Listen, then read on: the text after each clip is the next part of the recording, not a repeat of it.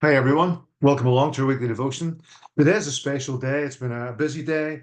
It's been a day filled with excitement because it's been a sports day at the school that our little grandkids go to. So they've been busily training, apparently, doing the long jump. They've been doing the relay and the running races, and they're throwing styrofoam javelins. All of this has been part of their preparation for this day, their sports day. So they go along to school, they give it their very best, and we all go along, parents and carers and grandparents and teachers, and everybody cheers and encourages the children as they do these relay races, and they do their sprint running races and throwing their javelins and so on. They get a lot of encouragement and they get a lot of excitement out of it. And as I watch all of that, you're always thinking that maybe there's going to be a future Olympian in here, and maybe there's not.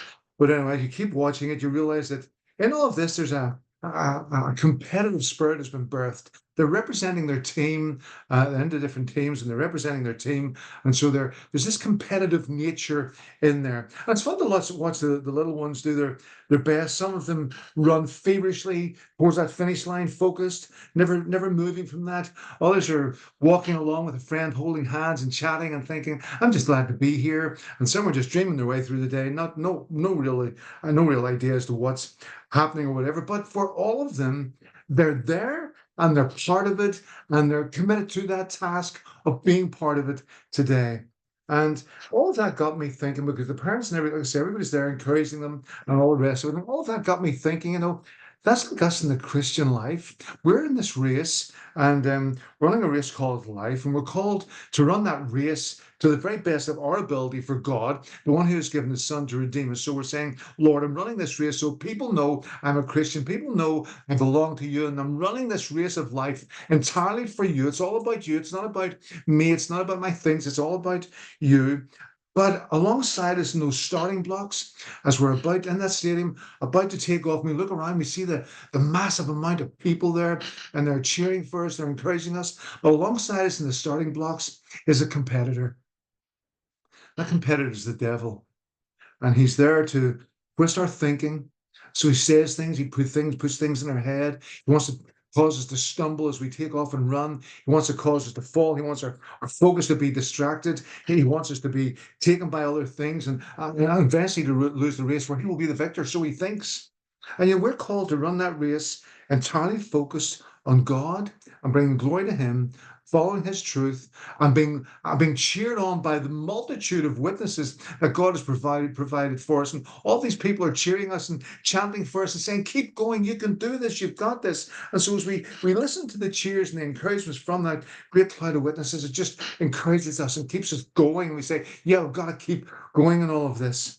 And with all of that, we read these words in Hebrews chapter 12, 1 and 2. You'll know them very, very well. They're really famous words. And so the writer to the Hebrews says here, "Therefore, since we're surrounded by so great a cloud of witnesses, let us lay aside every weight.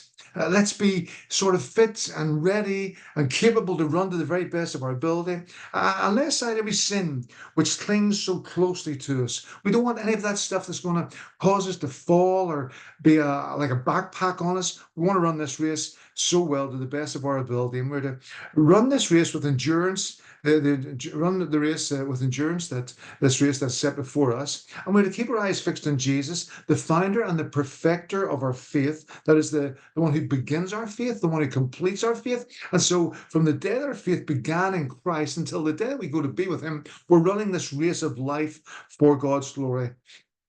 And so we're to run this race, who Jesus ran his race, and he ran it for the joy that was set before him. That's why he endured the cross, despised the shame, and today is seated at the right hand of the throne of God. So Jesus went before us, showing us, you can run this race because I've run my race. And the reason I ran my race was actually to bring you to Christ, bring you to God in this perfect relationship, to enable you to have your sin forgiven.